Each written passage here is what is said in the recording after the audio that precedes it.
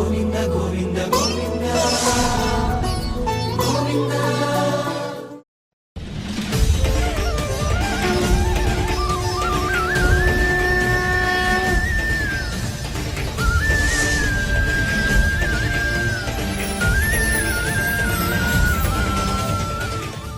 ఓం నమో వెంకటేశాయ. ఏడుకొండలవాడ వెంకటరమణ గోవింద గోవింద. శ్రీ శ్రీనివాస శ్రీ వెంకటేశ గోవింద గోవింద. కలియుగ ప్రత్యక్ష దైవం శ్రీనివాస పరబ్రహ్మ అనుగ్రహ విశేషంతో శ్రీమద్భాగవతంలో దశమస్కంధంలోని విశేషాలు యథాశక్తి తెలుసుకుంటూ ఉన్నాం. నారాయణం నమస్కృత్య నరం చైవ నరోత్తమం దేవీం సరస్వతీం వ్యాసం తతో జయముదీరయేత్. సుఖయోగీంద్రుల వారు పరీక్షిన్ మహారాజునకు శ్రీకృష్ణస్వామి దివ్యలీలా విశేషాలను వర్ణించి చెబుతూ ఉన్నారు. జనలోకంలో ఊర్ధ్వరేతస్కులైనటువంటి నైష్ఠిక బ్రహ్మచారులైనటువంటి మహానుభావులంతా కలిసి మహర్షులు పరమాత్మ గురించి చర్చ చేస్తూ ఉన్నారు. అదే బ్రహ్మసత్రము. బదరికాశ్రమంలో ఉన్నటువంటి నారాయణుడనే పేరు కలిగిన ఋషి వర్ణించి చెబుతూ ఉన్నారు. ఓ నారద మహర్షి, ఆ బ్రహ్మసత్రంలో జరిగినటువంటి చర్చని గురించి నీకు వర్ణించి చెప్తాను, వినవలసిందని చెబుతూ ఆ జనలోకంలో ఉన్నటువంటి ఋషులందరూ కూడా నిరహంకారులు, తమకు సములు అలాగే శత్రువులు ఎవరూ లేరు, ఆత్మీయులు ఎవరూ లేరు అనేటువంటి భావనతో ఉండేటువంటి వాళ్ళు. అంత గొప్ప చక్కని తత్వం తెలిసినటువంటి ఆ ఋషులందరూ కూడా పరబ్రహ్మ గురించి చర్చించటం ప్రారంభించారు. అందరూ సమానమైన ప్రతిభ కలిగిన వారే, కానీ అందులో వక్తగా ఎవరున్నారు? సనందనుడు, సనక సనందన సనత్కుమార సనత్సుజాతులు అనబడేటువంటి ఋషులలో సనందనుడనేటువంటి బ్రహ్మమానస పుత్రుడు వక్తగా ఉంటే మిగిలిన ఋషులందరూ శ్రోతలుగా ఉండి చక్కగా వింటున్నారు. ఆ సనందనుల వారు చెబుతూ వేదాలు పరబ్రహ్మను ఏ విధంగా స్తోత్రం చేశాయో ఆ విషయాలన్నీ వర్ణించి చెబుతున్నారు. శయనించి ఉన్నటువంటి మహారాజును ఏ విధంగానైతే స్తుతివాక్యాలతో మేలుకొలుపుతూ ఉంటారో వందిమాగధులు, ఆ విధంగా వేదాలు కూడా పరమాత్మను మేలుకొలుపుతున్నాయి.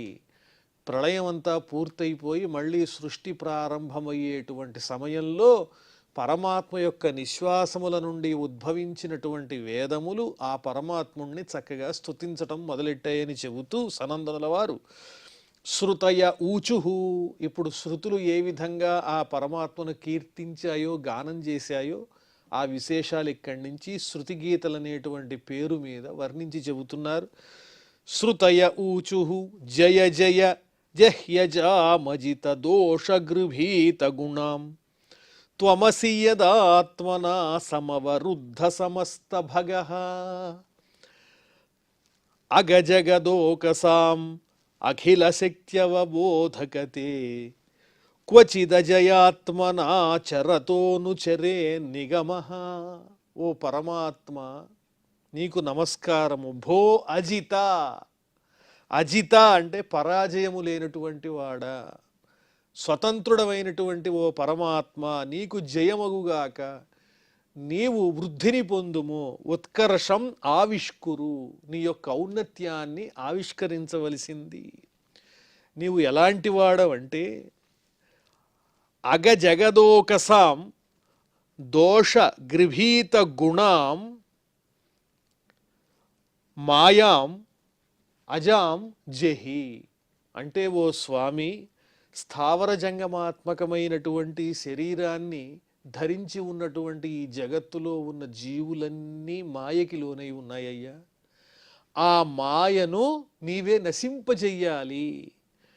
అజాం అంటే అవిద్యాం, అజ్ఞాన సంబంధమైనటువంటి జ్ఞానాన్ని కలిగించేటువంటి ఆ మాయను నీవే ఉపసంహరించాలి. లేకపోతే స్థావర జంగమాలు కానీ దేహాన్ని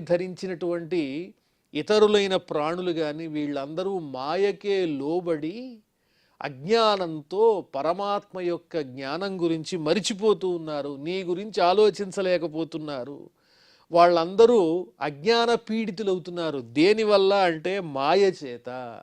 అందువల్ల ఆ మాయని నువ్వే ఉపసంహరించి నీ నిజమైన జ్ఞానాన్ని తెలుసుకునేటువంటి చక్కని అవకాశం ఈ స్థావర జంగమాత్మకమైనటువంటి జగత్తునకు, అదేవిధంగా అందులో ఉన్న సమస్తమైన దేహధారులైన జీవులకు కలిగించవలసింది అని శృతులు స్తోత్రం చేస్తూ, ఓ పరమాత్మ నీవెటువంటి వాడివంటే ఆత్మనైవ స్వయంగానే సమవరుద్ధ సమస్త భగ, నీవు సమస్తమైనటువంటి ఐశ్వర్యములు కలిగినటువంటి వాడవు, సహజంగా కలిగినటువంటి వాడవు.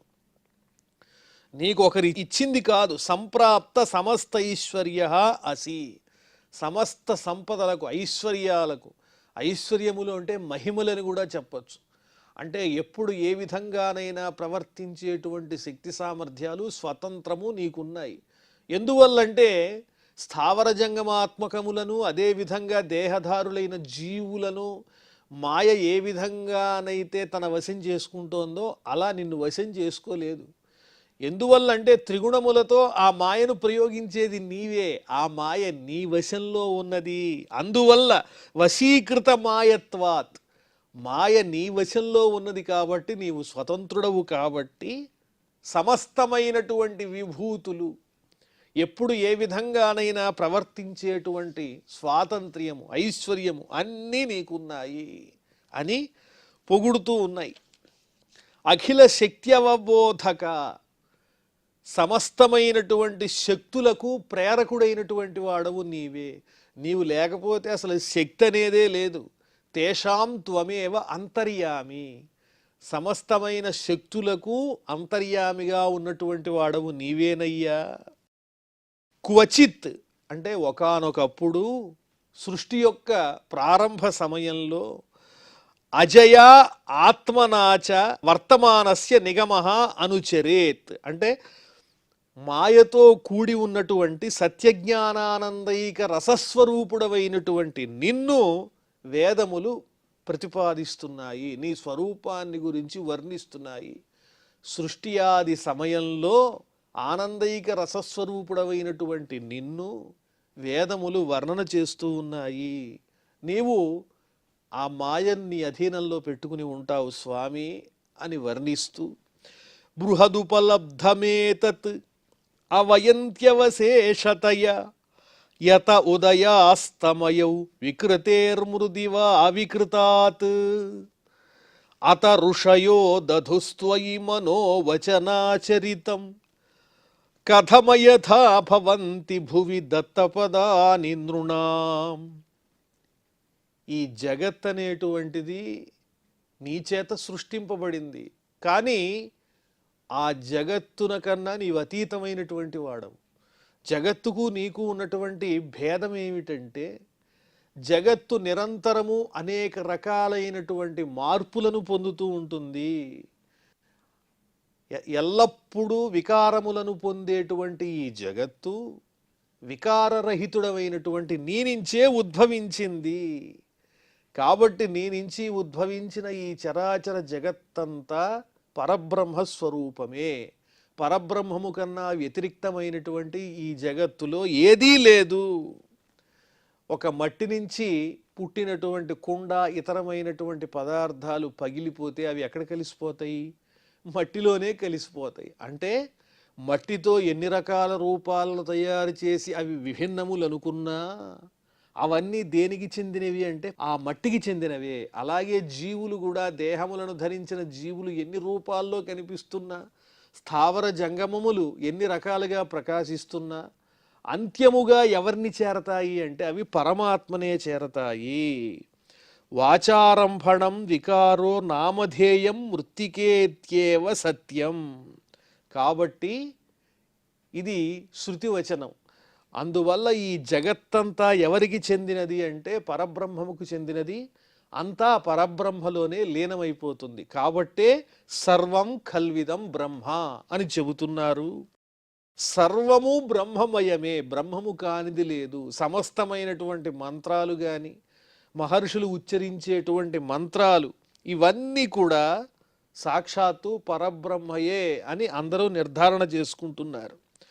అందువల్ల మహర్షులు తమ మనస్సుతో సంకల్పించేది కానీ వాక్కుతో వర్ణించేది కానీ ఏదైతే ఉంటుందో అదంతా ఓ పరబ్రహ్మ నీయందే ముగుస్తున్నది, నీకే చెందుతుంది. మహర్షులు చెప్పేటువంటి మంత్రాలు కానీ వారు చెప్పే వాక్కులు కానీ అవన్నీ నీ గురించే అవుతాయి తప్ప నీకు భిన్నంగా దేని గురించి కావు. వారు వర్ణించేవేదైనా నీ స్వరూపమే అవుతుంది. ఎందువల్లంటే ఈ జగత్తంతా నువ్వే వ్యాపించి ఉన్నావు కాబట్టి. మట్టిలో ఉన్నటువంటి కుండ ఏ విధంగా మట్టి చేత నిర్మించబడిన కుండ భిన్నమైతే అది మట్టిలోనే కలిసిపోతుందో, మట్టితో ఎన్ని రూపాలు చేసినా అవన్నీ మూలభూతమైన మట్టి అనే పదార్థానికి చెందినవో, అలాగే ఈ సృష్టిలో ఉన్న ప్రతిదీ కూడా నీకంటే వ్యతిరిక్తమైనటువంటిది కాదు. కాబట్టి ఆ ఋషులు పలికే మంత్రాలు కానీ వారు చెప్పే వాక్కులు కానీ ఏమి చెప్పినా ఎలా వర్ణించినా అదంతా నీకే చెందుతుందయ్యా ఓ పరమాత్మ.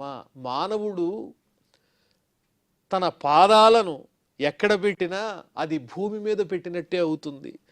యథా మృత్పాషాణేష్టకాదిషు దత్తాని పదాని భువం నవ్యభిచరంతి. మట్టికి సంబంధించినటువంటి పదార్థాల మీద కాళ్ళు పెడితే అవి మట్టి మీద పెట్టినట్టే అవుతాయి కానీ తద్వ్యతిరిక్తం అవుతాయా? తథైవ యత్కిమపి వికారజాతం వదంతః వేదాః త్వామేవ సర్వకారణం పరమార్థభూతం ప్రతిపాదయంతి. అందువల్ల ఈ సృష్టిలో అనేక రూపాలుగా ఏది కనిపించినా వేదములు ఎలా వర్ణించినప్పటికీ వాటన్నిటికీ ప్రధానమైనటువంటి కారణం పరమార్థ స్వరూపం. అన్నీ నువ్వే అవుతున్నావు. చిట్ట చివరికి మిగిలేది పరమాత్మ తప్ప వేరొకటి లేదు. అంతా నీ స్వరూపమే అయినప్పుడు ఎలా స్తుతించినా అది నీ స్తోత్రమే అవుతుంది. జగత్తంతా నువ్వేగా, నువ్వు కానిది ఏమున్నది? ఇతి తవ సూరయస్త్రియధిపతే అఖిల లోకమలక్షపణ కథామృతాబ్ధిమవగాహ్య తపాంసి జహు కిముత పునఃస్వధామ విధుతాశయ కాలగుణాః పరమ భజంతి ఏ పదమజస్ర సుఖానుభవం త్రియధిపతే అని సంబోధిస్తూ ఉన్న ఈ వేదాలు. ముల్లోకములకు అధిపతి అయినటువంటి ఓ పరమాత్మ, లేకపోతే త్రిగుణములకు అధిపతి అయినటువంటి ఓ పరమాత్మ, అఖిల లోకమల క్షపణ కథామృతాబ్ధిం, సమస్తమైన జనుల యొక్క పాపాలను పోగొట్టేటువంటి శక్తి దేనికున్నది అంటే నీకు సంబంధించినటువంటి గాథలు అనబడేటువంటి అమృతం. నీ చరిత్రయే ఒక అమృతం లాంటిది. ఆ అమృతం అనే సముద్రం, అందులో ఎవరైతే మునకలు వేస్తూ ఉంటారో వాళ్ళ పాపాలన్నీ నశించిపోతాయ్యా. సమస్త జనుల యొక్క పాపాలు పోగొట్టేటువంటి మార్గం ఏమిటి అంటే అమృతం అనేటువంటి ఒక సముద్రం ఉన్నది. ఏమిటా సముద్రం అంటే? అమృతం అంటే నీకు సంబంధించినటువంటి గాథలే. నీ యొక్క గాథలనేటువంటి అమృత సముద్రంలో అవగాహ్య మునిగినటువంటి వారై తపాంసి జగుహు సూరయ, పండితులైనటువంటి వాళ్ళు తమ తమ దుఃఖములన్నీ పోగొట్టుకున్నారు, తమ తమ పాపములన్నింటినీ పోగొట్టుకున్నారు. మహానుభావులైన వాళ్ళందరూ నీ దివ్యమైనటువంటి గాథలను శ్రవణం చేయటం ద్వారా తమ తమ తాపములను పోగొట్టుకున్నారు స్వామి. పరమా, ఓ పరమాత్మ. మరికొందరు స్వధామ విధుత ఆశయ కాలగుణాః, నీకు సంబంధించినటువంటి ఒక స్వరూపాన్ని తెలుసుకున్నటువంటి వారై, పరబ్రహ్మ యొక్క స్వరూపం ఆత్మతత్వం ఎలా ఉంటుందో దాన్ని లేశమాత్రమైన అర్థం చేసుకున్నటువంటి వాళ్ళై వాళ్ళకి సంబంధించినటువంటి సుఖదుఖాదులన్నీ విడిచిపెట్టగలుగుతున్నారు. అంటే వాళ్ళకి జరామృత్యువులు, కాలధర్మమైనటువంటి జరామృత్యువులు కానీ అలాగే సుఖదుఖాలు కానీ ఏమీ లేవు. ఎందువల్లంటే నిజమైనటువంటి ఆత్మస్వరూపం తెలుసుకున్నటువంటి వారికి అంతా బ్రహ్మమయమే అవుతుంది. వాళ్ళు ఏ వికారాలకి లోనవరు. స్వరూపస్మరణేనైవ త్యక్తాః రాగాదయః కాలగుణాః జరాదయశ్చ యైః.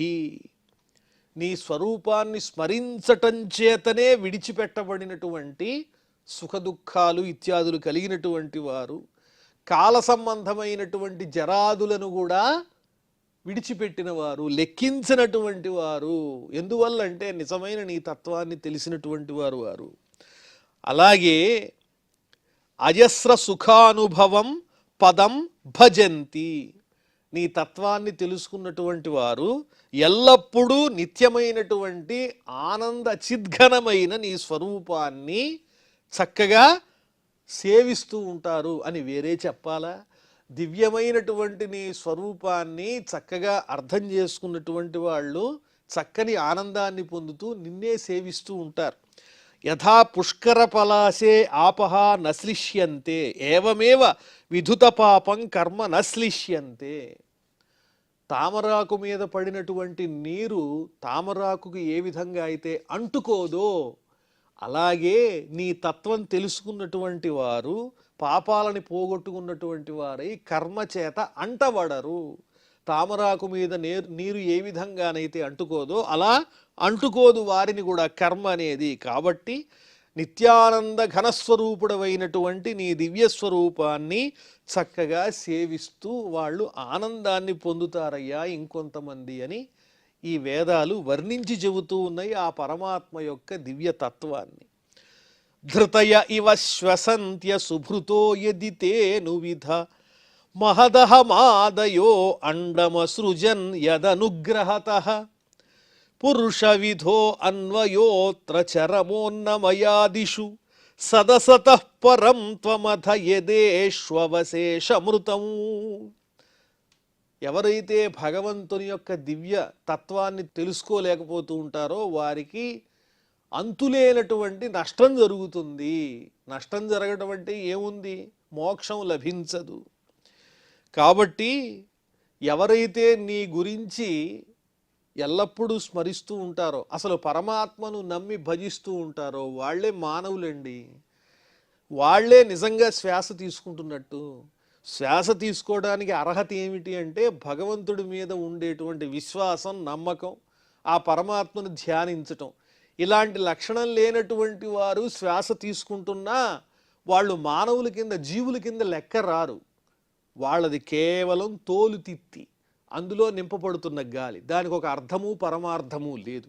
ఎప్పుడైతే మనం భగవంతుని మీద ఇచ్ఛతో ఆయన్ని తెలుసుకోవటానికి ప్రయత్నం ప్రారంభిస్తామో అలాంటి భక్తులు చేసేటువంటి శ్వాస ఏదైతే ఉంటుందో, పరమాత్మ మీద నమ్మకం విశ్వాసం ఉన్నటువంటి వారి యొక్క ఈ శ్వాసక్రియ ఏదైతే ఉంటుందో అదే సార్థకమవుతుంది. లేకపోతే ఒక తోలు తిత్తిలో గాలి నింపి బయటికి వదిలి లోపలికి పోతున్నట్టే తప్ప దానివల్ల ప్రయోజనం లేదు. ఈ దేహానికి ఈ శ్వాసక్రియ ఎందుకు ఇచ్చారు అంటే ఆ పరమాత్మను గురించి తెలుసుకునేటువంటి అవకాశం ఈ జన్మలో లభించింది. ఈ దేహాన్ని నిలబెట్టుకోవడానికి ఈ శ్వాసక్రియని ఆధారంగా మనం పెట్టుకున్నాం. దీన్ని ఆధారంగా చేసుకుని పరమాత్మ గురించే చింతించి ఆయన్ని ధ్యానించాలి. లేకపోతే ఈ శ్వాసక్రియకి సార్థక్యం అనేది లేదు అని చెబుతున్నారు.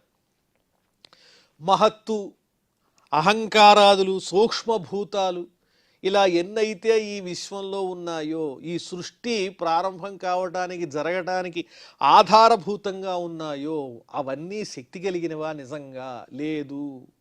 నీవు వాటి యందు చైతన్యాన్ని కలిగించి వాటిల్లో ప్రవేశిస్తావు కాబట్టే అవి తమ సామర్థ్యంతో ఈ బ్రహ్మాండాన్నంతా ఏర్పాటు చేస్తున్నట్టు కనిపిస్తున్నాయి. మహత్తు, అహంకారము ఇత్యాదిగా కలిగినటువంటి ద్రవ్యాలు ఏవైతే ఉన్నాయో అవన్నీ పదార్థాలు. లేకపోతే అవన్నీ జడములైపోతాయి. ఈ సృష్టి తయారు కావటానికి ప్రధానమైనటువంటి శక్తి ఎవరంటే నువ్వే. పైకి కనిపించేటువంటి సృష్టికి సంబంధించిన కార్యాలు ఏవైతే కనిపిస్తూ ఉంటాయో, ప్రధాన ఉపకరణాలు ఏవైతే కనిపిస్తూ ఉంటాయో అవన్నీ నీ చైతన్యం లేకపోయినట్లయితే నిర్వీర్యములే, జడములతో సమానము అని వర్ణించి చెబుతూ ఉన్నారు. అన్నమయ, ప్రాణమయ, మనోమయ, విజ్ఞానమయ, ఆనందమయములు అనబడేటువంటి పంచకోశములలో పురుష రూపంలో ఉండి నేను అనే స్ఫూర్తిని కలిగించేటువంటి వాడవు నీవే. అంటే ఆ పంచకోశముల యొక్క సారము నీవై ఉన్నావు. ఆ స్థూల సూక్ష్మ క్రమంతో పంచకోశములలో నీవు ప్రవేశిస్తూ ఉన్నావు. అదేవిధంగా అన్నిటికన్నా చిట్ట చివరిగా మిగిలి ఉండేటువంటి సత్యమైన వస్తువు నీవే అయి ఉన్నావయ్యా. కార్యకారణములనేవి ఏవైతే ఉన్నాయో వాటన్నిటికన్నా అతీతమైనటువంటి స్వరూపం కలిగినటువంటి వాడవు నీవు అని వేదాలు వర్ణిస్తున్నాయి. ఉదరముపాసతే యఋషివర్త్మసు కూర్పదృశ పరిసర పద్ధతిం హృదయమారుణయోదహరం తత ఉదగాదనంత తవ ధామ శిరః పరమం పునరిహయత్సమేత్య నపతంతి కృతాంతముఖే. కొంతమంది యోగులు అనేక రకాలైన మార్గాల్లో నిన్ను చక్కగా సేవిస్తూ ఉంటారు, నీ గురించి తెలుసుకోవాలనే ప్రయత్నం చేస్తూ ఉంటారు. ఉపాసనా భేదములు ఉంటాయి యోగులలో. కొంతమంది కొన్ని రకాలైన పద్ధతుల్లో పరమాత్మను చక్కగా దర్శిస్తూ ఉంటారు, పొందే ప్రయత్నం చేస్తూ ఉంటారు. కొంతమంది స్థూల దృష్టి కలిగినటువంటి వారు ఉంటారు. వాళ్ళు ఎంత శక్తిమంతులంటే రేణువులను కూడా లెక్కించగలిగినంత గొప్ప దివ్యమైన శక్తి కలిగినటువంటి వారు. అలాంటి యోగులు, మహాత్ములు నిన్ను తమ ఉదరంలో ఉన్నటువంటి అగ్నిగా భావిస్తారు. ఉదరంలో ఉండేటువంటి అగ్ని పరమాత్మ స్వరూపమని చక్కగా భావిస్తూ ఆ రకంగా నిన్ను ధ్యానిస్తూ నీ గురించి తెలుసుకుంటూ ఉంటారు. ఆ ఉదరంలో ఉన్నదాన్నే మణిపూరక చక్రం అని పిలుస్తారు. ఇలా కొంతమంది యోగులు ఈ రకంగా ఉదరంలో ఉన్నటువంటి అగ్ని రూపంతో నిన్ను భావన చేసి ఉపాసన చేస్తూ ఉంటే, మరికొందరు యోగులు ఏ రకంగా ధ్యానం చేస్తుంటారు, వాళ్ళు ఆరుణులు అనబడేటువంటి పేరు కలిగిన ఋషీశ్వరులు ఏం చేస్తూ ఉంటారంటే హృదయ ప్రదేశంలో ఉన్నటువంటి సూక్ష్మస్వరూపమైనటువంటి వానిగా నిన్ను భావన చేస్తారు. హృదయ స్వరూపంలో ఉన్నది ఏమిటి, హృదయంలో ఉన్నది ఏమిటి అంటే అనాహత చక్రము. అక్కడ సూక్ష్మస్వరూపంలో హృదయంలో ఉన్నాడు పరమాత్మ అని భావన చేసి ఉపాసన చేస్తూ ఉంటారు. ఎలాగా అంటే సుషుమ్న నాడీ మార్గంలో సంచరిస్తూ హృదయ ప్రవేశంలో సూక్ష్మస్వరూపంలో ఉన్న నీ గురించి తెలుసుకునేటువంటి ప్రయత్నం వారు చేస్తూ ఉంటారు. అలాగే ఈ హృదయం నుంచి ప్రారంభించి పైకి వెళ్ళేటువంటి మూర్ధన్య నాడి ద్వారా బ్రహ్మరంధ్రం చేరుకుని, అంటే అక్కడ ఉన్నదేమిటి, సహస్రార చక్రం. అక్కడికి చేరుకుని ఆనందజ్యోతి స్వరూపుడమైనటువంటి నిన్ను చేరుకున్నటువంటి వాళ్ళు ముక్తిని పొందినట్లే.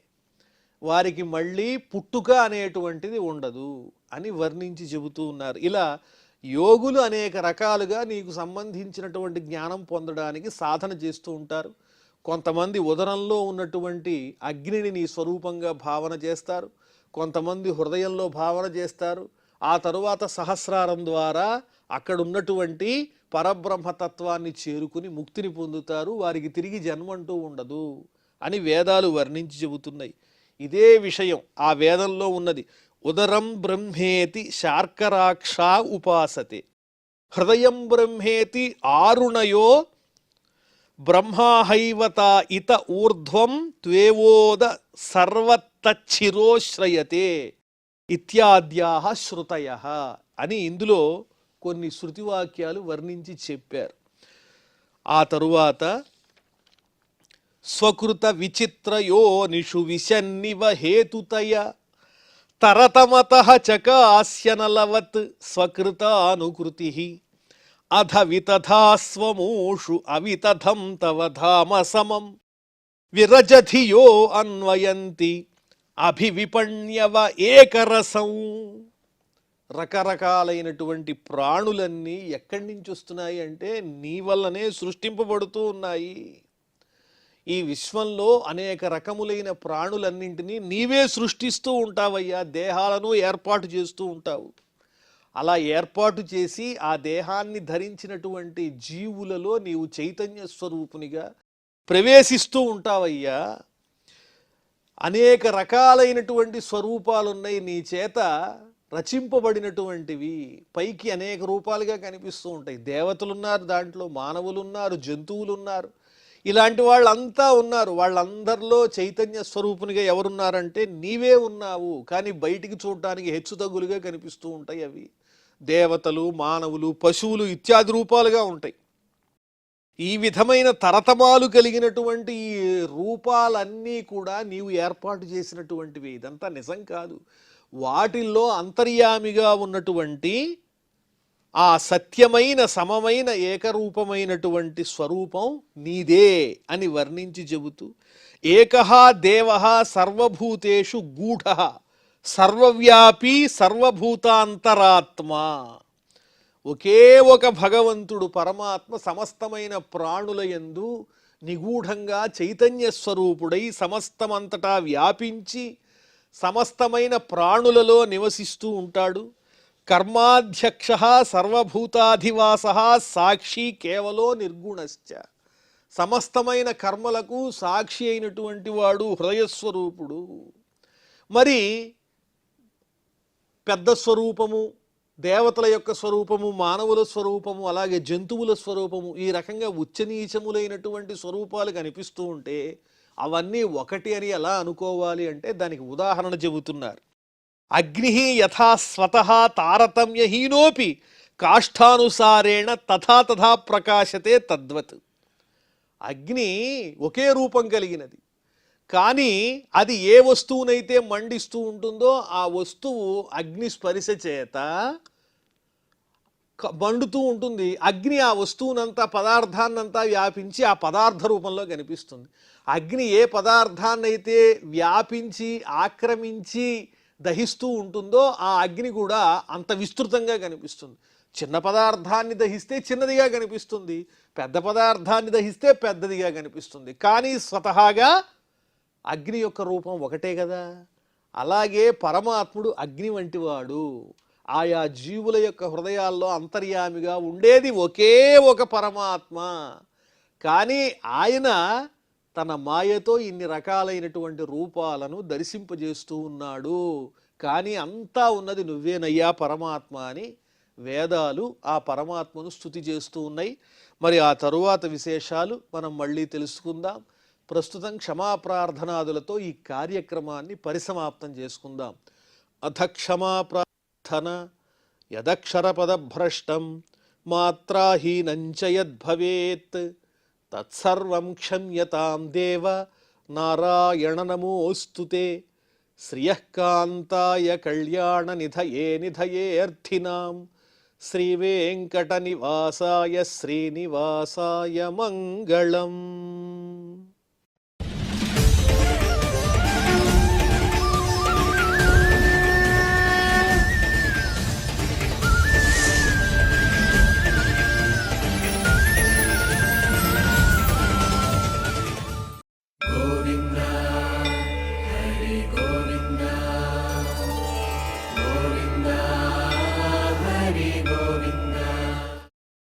ఓ